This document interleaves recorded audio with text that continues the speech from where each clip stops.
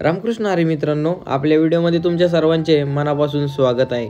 तर मित्रांनो, मी आज तुम्हाला पोहणी कशी घालायची, बैलाला पोहणी घालताना कोणती काळजी घ्यायची, पोहणी किती वेळ घालायची, पोहणी घातल्याने काय फायदे होतात, पोहणी घालताना जर चूक झाली तर काय तोटे होतात, ह्या सगळ्या गोष्टी मी तुम्हाला आज व्हिडिओमधून समजावून सांगणार आहे स्पष्ट। तर मित्रांनो, आपल्या चॅनलवर तुम्ही जर नवीन असाल तर आपल्या यूट्यूब चॅनलला लवकरात लवकर जाऊन सबस्क्राईब करा। त्याने काय होईल मित्रांनो, तुमच्यापर्यंत नवीन व्हिडिओ आले की लगेच नोटिफिकेशन पडेल, तुम्हाला पोहोचून जाईल आणि त्याचा फायदा होईल। तर मित्रांनो, आपण आलो होतो आज पोहणी घालायला वासरांना। तर आपल्या गावातले जे महाराष्ट्र पोलीस आहेत देवा गाटकर, त्यांचा एक बाजी म्हणून आदत खोंडे तो आपल्याकडे सांभाळण्यासाठी आलेला आहे। त्यांनी दुसरीकडे पाठवलं होतं, पण काही कारणाने ते काही जमलं नाही, व्यवस्थित झालं नाही नियोजन, म्हणून त्यांनी आपले रिझल्ट बघून आपल्याकडे पाठवलं आहे वासरू।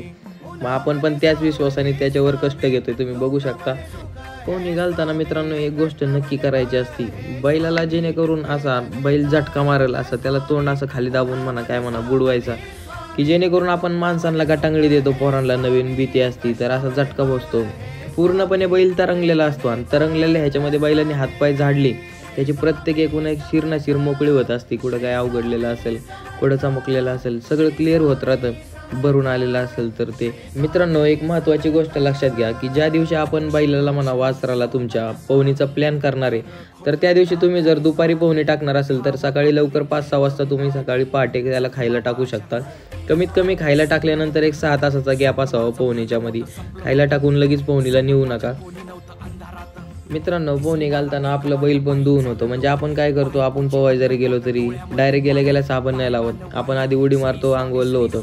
मग पहिले 5 मिनटं एक फेरी मारायची, 5 मिनटाची, पहिले 5 मिनटं पोहणी घालायची। त्यानंतर बैल आला की मग चोळून वगैरे घ्यायचा, तोपर्यंत त्याचा पण दम होतो, त्याला घासून चकाचक करायचा। आणि त्यानंतर पुन्हा एकदा 5 किंवा 1-2-3 मिनटं जरी नंतरची पोहणी दिली तरी पण चालेल। असे टोटल मिळून 7 ते 10 मिनटाच्या आसपास तुम्ही टाईम देऊ शकता आदत वासराला, जेणेकरून तुम्ही हळूहळू 1-1 मिनटं वाढवत जा। जास्त पोहणी दिली ना तरी पण छाती भरण्याची शक्यता। लवकरच आपल्या जवळचं एखादं मैदान पडलं आदतचं, आपण तिथे एक टॉपचं नियोजन करून त्या बाजीला आपण गुलाला 100% ठेवणार आहे, कारण वासरू त्या क्वालिटीचं येते। त्यानंतर मित्रांनो, हा जो व्हिडिओमध्ये दिसतोय पांढरा वासरू, हा बादल, तर तो 4 बैलामध्ये घाटात पळत होता, तर तो टपऱ्याला थोडासा कमी यायचा म्हणून आपल्याकडे दिलेला आहे त्यांनी पाठवून, व्यायाम कसरत त्याची पूर्णपणे घेण्यासाठी। तर आपण पण काही कमी नाही पडायचं, मालकाने आपल्याकडे प्रत्येक मालकाने विश्वासाने एक वासरू पाठवलेले आहे, आपण त्यांच्याकडून पैसे घेतो ट्रेन करायचे, तर त्याचा त्यांना पण लॉस नाही झाला पाहिजे, त्यांना कुठंतरी मनाला समाधान झालं पाहिजे। त्यामुळे आपलं कष्ट प्रामाणिक आहेत आणि आपल्याला मित्रांची साथ आहे। हा आपला भाऊ आहे जो दिसतोय भैया, तो आर्यन झालं, हे बारक्या। आज आम्ही चौघचे म्हणून फक्त एवढेच नाही तर बाकी सगळे आपले सगळेच मित्र आम्हाला प्रत्येक गोष्टीमध्ये मदत करतात, साथ देतात।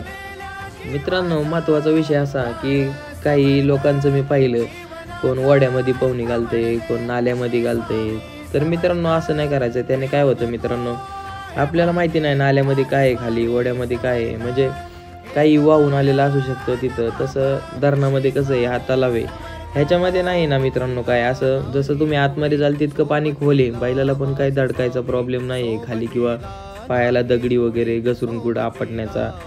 तर मित्रांनो, तुम्ही ती एक काळजी घ्यायची की पोहणी घालायचं आहे, त्यापासून आपल्याला फायदा मस आहे, पण त्यापासून आपल्याला नुकसान पण नाही झालं पाहिजे, त्याची आपण काळजी घ्यायची। आपल्या वासराला जर काही दुखापत झाली तर आपले आणखी 15 दिवस 10 दिवस आपल्या अडचणीमध्ये जाणार आहे त्याला रिकवर होण्यासाठी, तर ती काळजी आपण घ्यायची।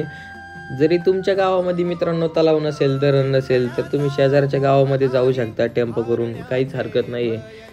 जर आमच्या एवढ्या एरियातलं जवळचं कोण असेल 100% पोहणी घालायला येऊ शकता, मला फोन करा बिंदास। आपल्या आयडीला नंबर आहे, इंस्टाच्या पण, यूट्यूबला पण ठेवलेला आहे, तर मित्रांनो मी येईल मदतीला।